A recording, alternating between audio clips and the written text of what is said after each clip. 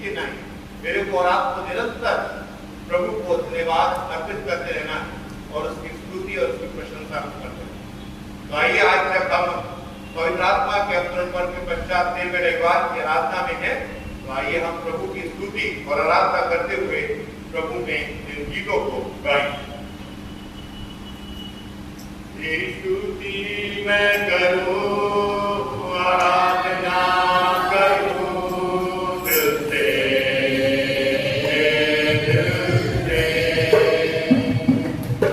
स्तुति मैं करूं, आराधना करूं दिल से, मेरी सांस में तेरा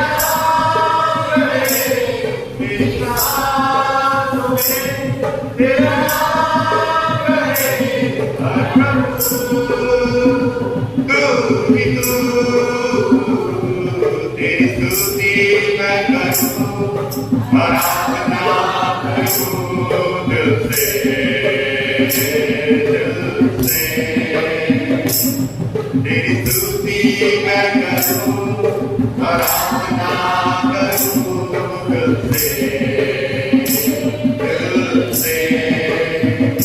जहाँ मेरी नजर जाए वहाँ तेरी स्तुति हो, जहाँ मेरी नजर जाए वहाँ तेरी स्तुति हो। सारी दुनिया का रखवाला, सारी दुनिया का रखवाला है यीशु, तेरी स्तुति मैं करूं, आराधना करूं दिल से, तेरी स्तुति मैं करूं, आराधना करूं दिल से, दिल से। आइए हम उसके जब फाटकों में प्रवेश करके उसके भवन में मौजूद हैं, तो आइए जोश के साथ ताली बजाते हुए अपने परमेश्वर के सम्मुख अपने स्वरों को उठाएं। उसके फाटकों में प्रवेश करूंगा धन्यवाद के साथ, उसके आंगनों में स्तुति करूंगा, मैं गाऊंगा ये दिन किया होगा निवाना, मैं खुशवा की आनंद किया, मुझे आनंद किया, मैं खुशवा की आनंद किया, आनंद किया, मुझे आनंद किया, मैं खुशवा की आनंद किया। एक और बात में प्रवेश करूंगा धन्यवाद के साथ, उसके आंगनों में स्तुति करूंगा, मैं गाऊंगा ये दिन किया हुआ ने बनाया, मैं खुशवा की आनंद किया,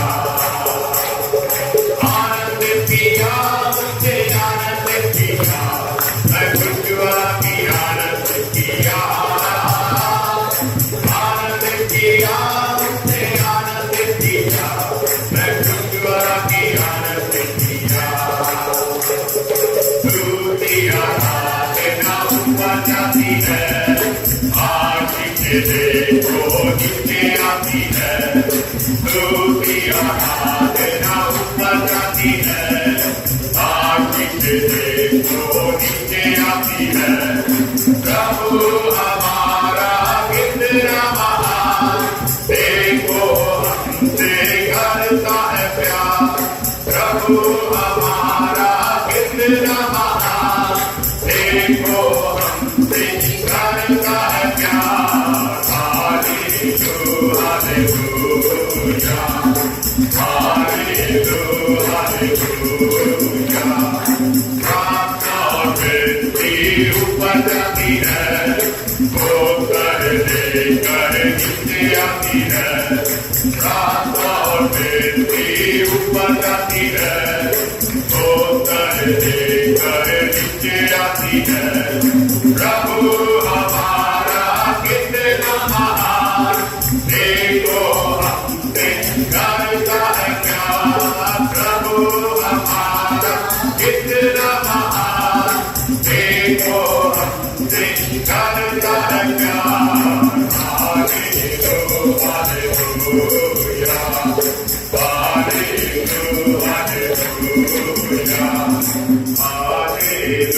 हालेलुया।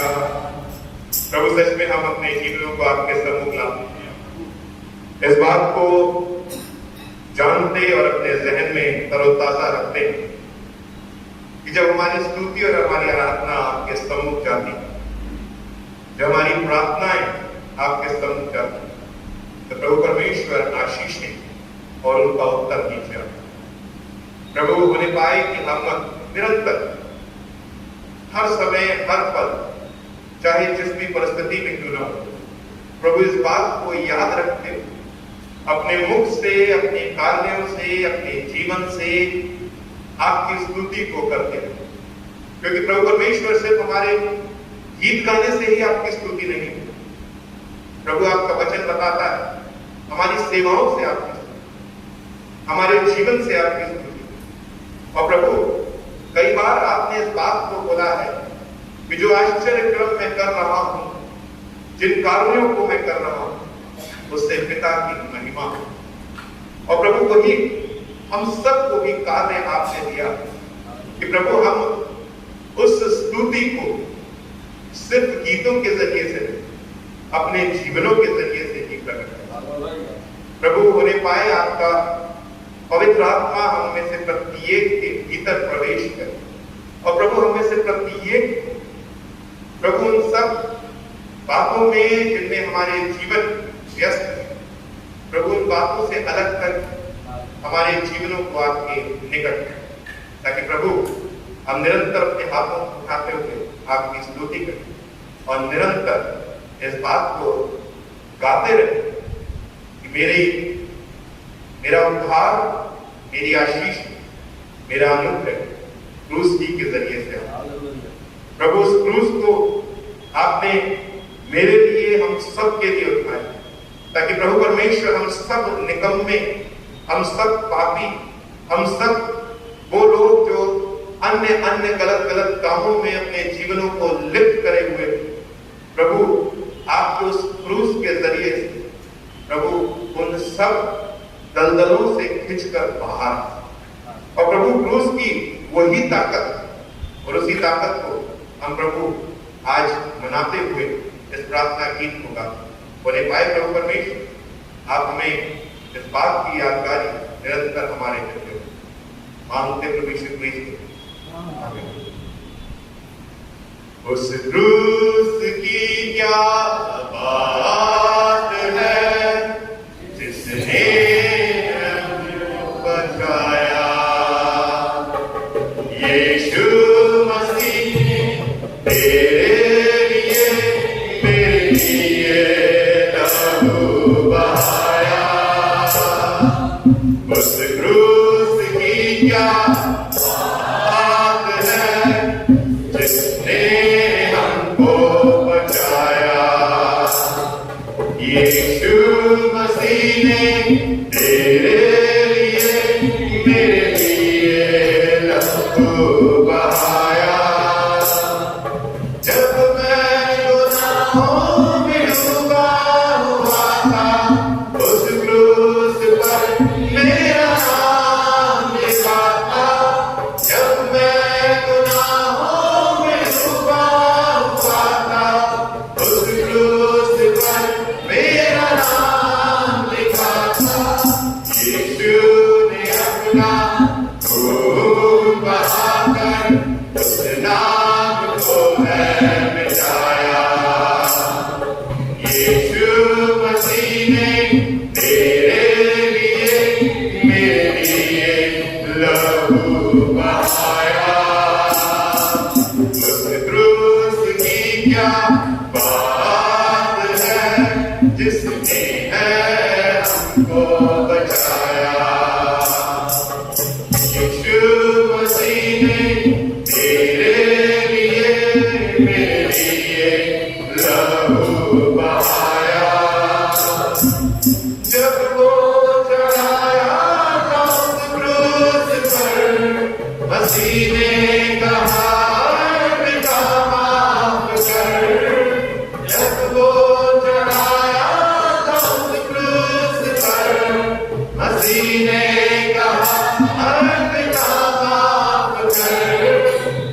माफ कर दे उन लोगों को जिसने मुझे ठुकराया। यीशु मसीह ने तेरे लिए मेरे लिए लहू बहाया। क्रूस की क्या बात है जिसने तुझको बचाया। यीशु मसीह ने तेरे लिए मेरे लिए लहू बहाया। मेरे लिए लहू बहाया। मेरे लिए लहू बहाया। प्रभु हम आपके सम्मुख आते हैं और धन्यवाद करते हैं आज के इस समय की।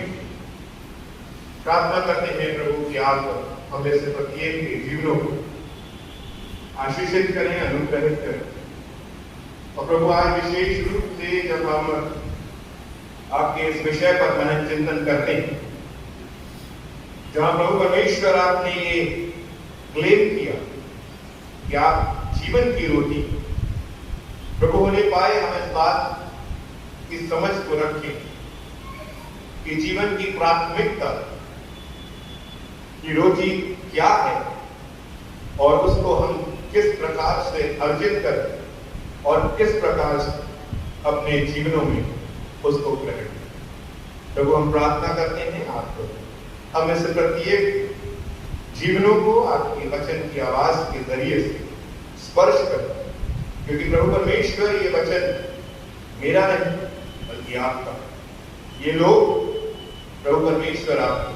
और इसलिए हम प्रार्थना करते हैं कि प्रभु आप अपने आत्मा के जरिए से अपने लोगों से अपने वचन से बातचीत। सारा आदर महिमा आपको देते हैं इस संगति के लिए, इस समय के लिए जब हम गीतों में गीत कर सके। आपको धन्यवाद मांगते प्रभु यीशु प्लीज आपको जमाए जमाई से बैठ जाए। परमेश्वर का धन्यवाद अर्पित करते हैं आज के दिन के लिए, जबकि आज हम पवित्र आत्मा के अवतरण पर्व के पश्चात 13वां रविवार मना रहे हैं। और आज का विषय जो हमारे कलीसिया मनन चिंतन के लिए लिया गया है वो है Jesus is the bread of life. प्रभु यीशु जीवन की रोटी है। जब हम इस वाक्य को सुनते हैं, इस वाक्य को हमने कई मर्तबा जरूर सुना है, पर जब इस वाक्य को सुनते हैं इसमें दो बातें अहम हैं या दो शब्द हैं जो बड़े अहम रूप से मेरे को और आपको देखने को मिलते हैं, जीवन और रोटी। जीवन और रोटी, और ये जो महत्वता है जीवन की और रोटी की, इसके विषय में इस वाक्य में क्लेम किया जा रहा है कि इसको देने वाला एक व्यक्ति है जिसका नाम यीशु। तो जो दो महत्वपूर्ण बातें हैं, जीवन और रोटी, उसको देने वाला प्रभु यीशु क्रिस्त। इस वाक्य पर या इस विषय पर जब हम मनन चिंतन करते हैं, आइए इससे पहले इसके ओल्ड टेस्टामेंट बैकग्राउंड को मैं और आप देख लें, जहां निर्गमन उसके 16वें अध्याय से हमारे सामने पढ़ा गया और बहुत सारी बातें मेरे को और आपको वहां से जोड़कर देखनी और समझनी। प्रभु ने अपने लोगों को छुटकारा दिया, प्रभु ने अपने लोगों को उस दासत्व से बाहर निकाला, और जब उस दासत्व से प्रभु ने उनको बाहर निकाल लिया, उससे बाहर निकालने के बाद एक प्रकार से अब प्रभु के ऊपर, परमेश्वर के ऊपर एक रेस्पॉन्सिबिलिटी एंड एक तरीके से एक लायबिलिटी सी थी कि अब मेरे को इनको उस जगह तक पहुंचाना है जिस जगह पर मैं इनको लेकर जा रहा हूं। 40 वर्ष किसी की रेस्पॉन्सिबिलिटी, 1 वर्ष उठाना, 2 वर्ष उठाना, 3 वर्ष उठाना आसान है, 40 वर्ष। और सिर्फ 40 वर्ष नहीं, परमेश्वर ने मेरी और आपकी रिस्पॉन्सिबिलिटी को आजीवन निभाया। पर हम सिर्फ उसी हिस्से को अगर देखें तो वो जंगल में से होकर चल रहे थे। और अभी अगर आपने भजन संहिता के उत्तरवादी पाठ में देखा हो तो वहां लिखा कि छाया के लिए बादल लेकर आया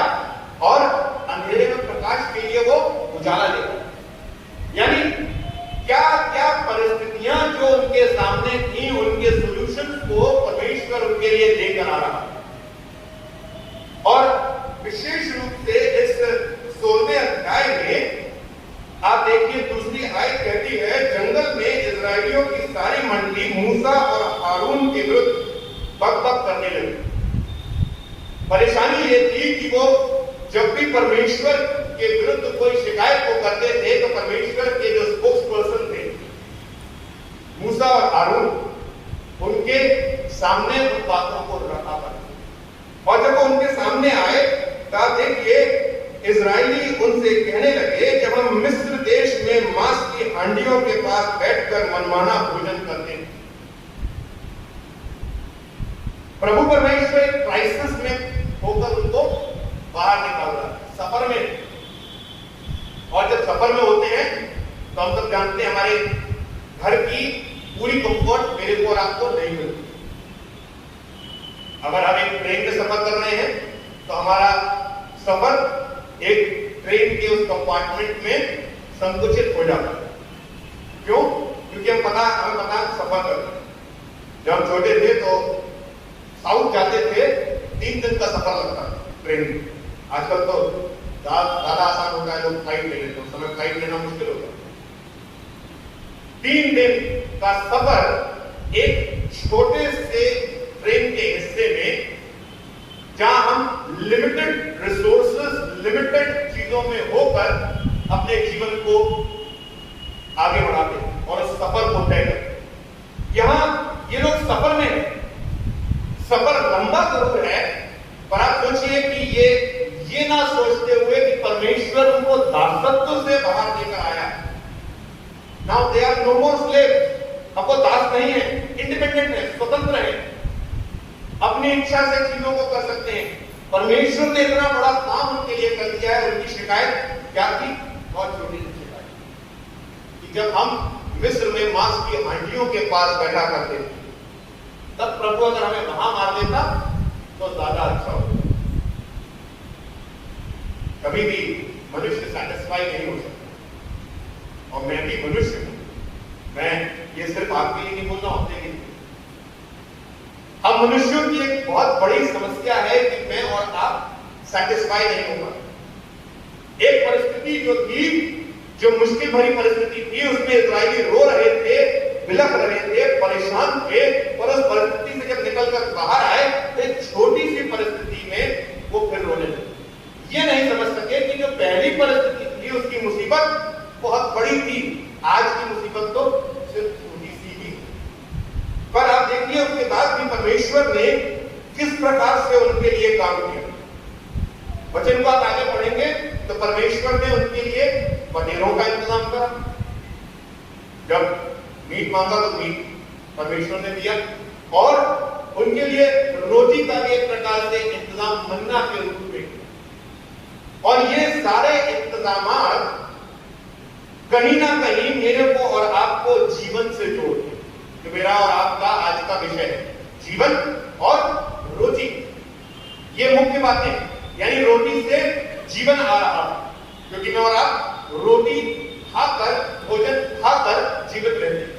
ये लोग उस समय भोजन में एक एडेड मेन्यू की डिमांड कर रहे थे। परमेश्वर ने उस मेन्यू को उनको दिया, और साथ ही साथ मन्ना भी दिया। और हम देखते हैं कि ये लोग अब जीवित हैं और अपने जीवन को आगे बढ़ा रहे हैं। ये शारीरिक भोजन की बात है जो मेरे को और आपको पुराने नियम में मिलती है। और हमेशा जब आप पुराने नियम को नए नियम से कंपेयर करेंगे तो ये भौतिकता की और आत्मिकता का कंपैरिजन होता है। वहां हमेशा भौतिक बातें लिखी गई। दासत्व तो भौतिक फिजिकल था, यहां दासत्व आत्मिक। वहां भोजन फिजिकल था, यहां भोजन आत्मिक है, जिसके विषय में प्रभु बातचीत कर रहे हैं।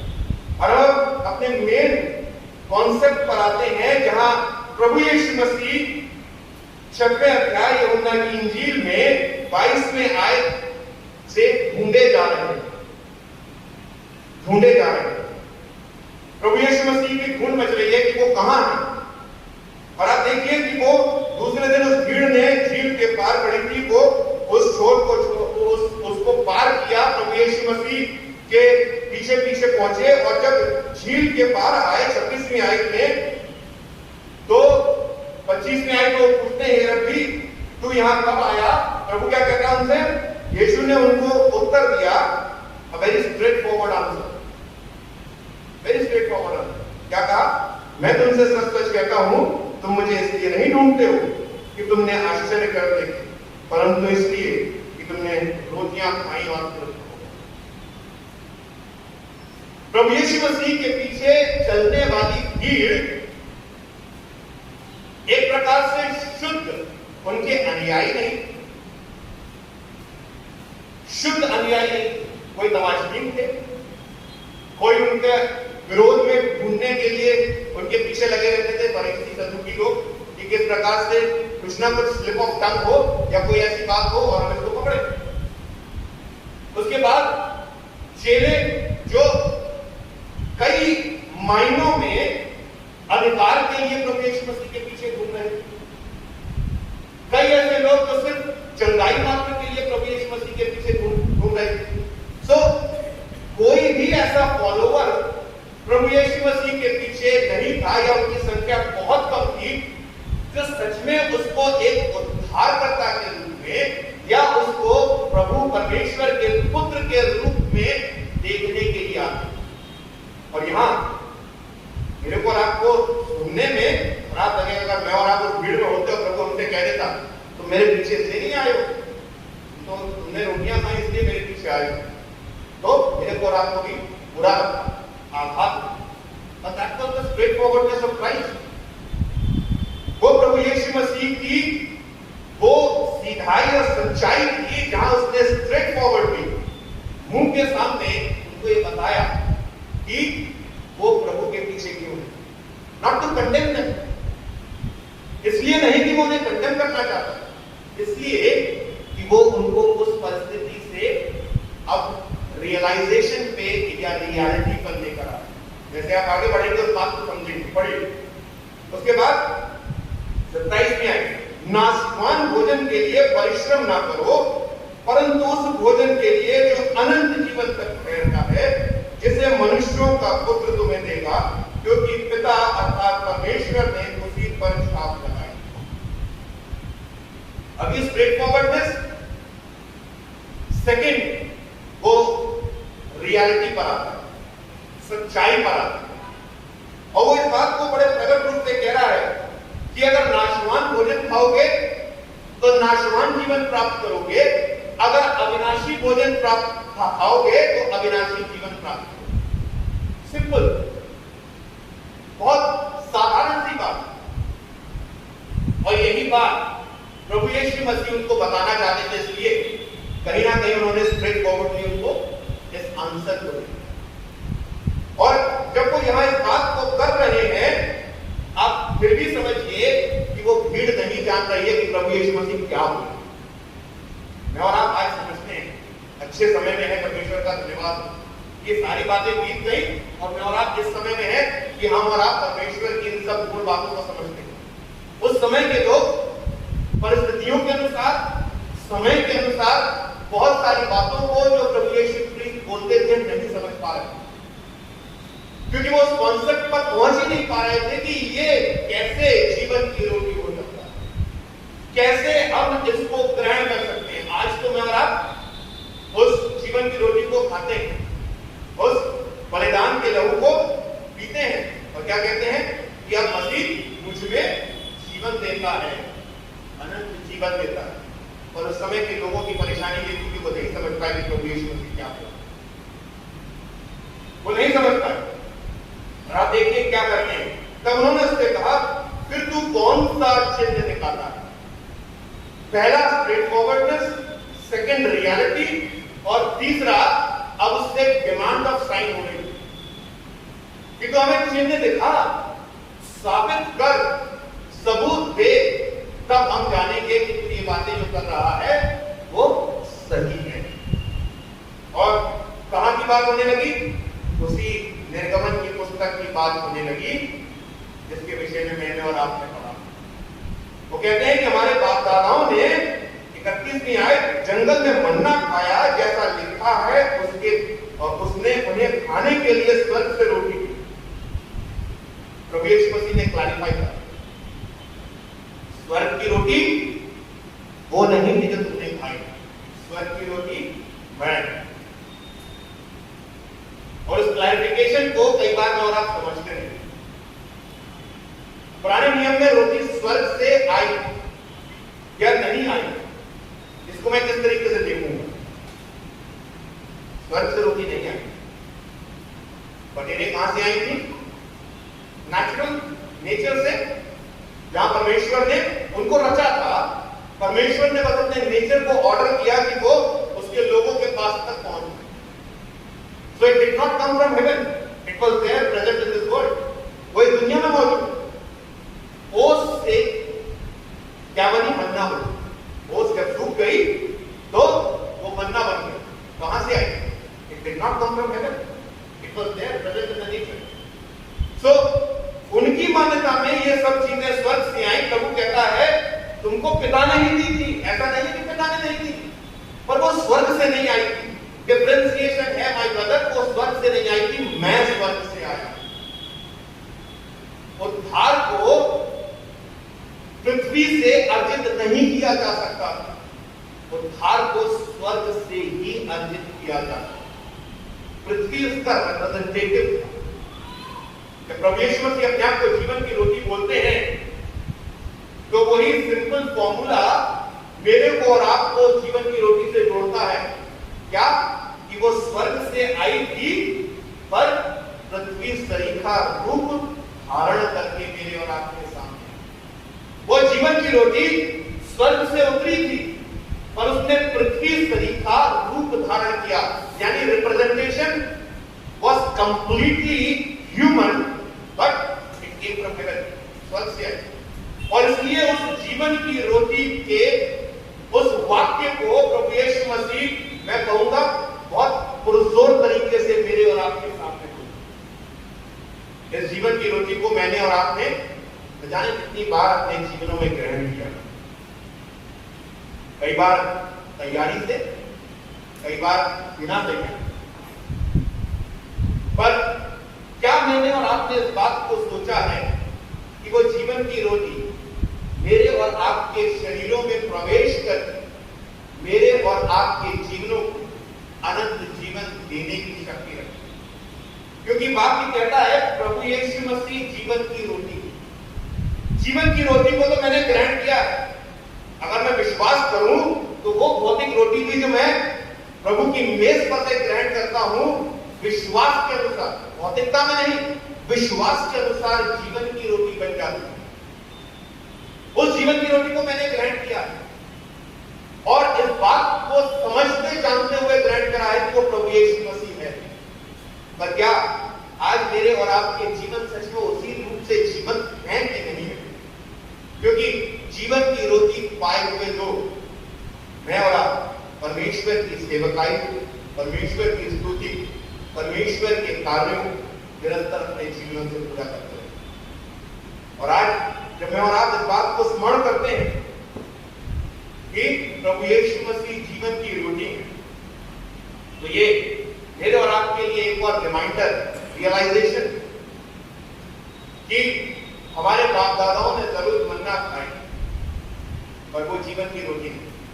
आज हम एक बहुत अच्छे समय में, जहां हम जीवन की रोटी की ना सिर्फ पहचान करते हैं, ना सिर्फ उसको ग्रहण करते हैं, बल्कि उसका अनुभव है मेरे और आपके जीवन में मौजूद।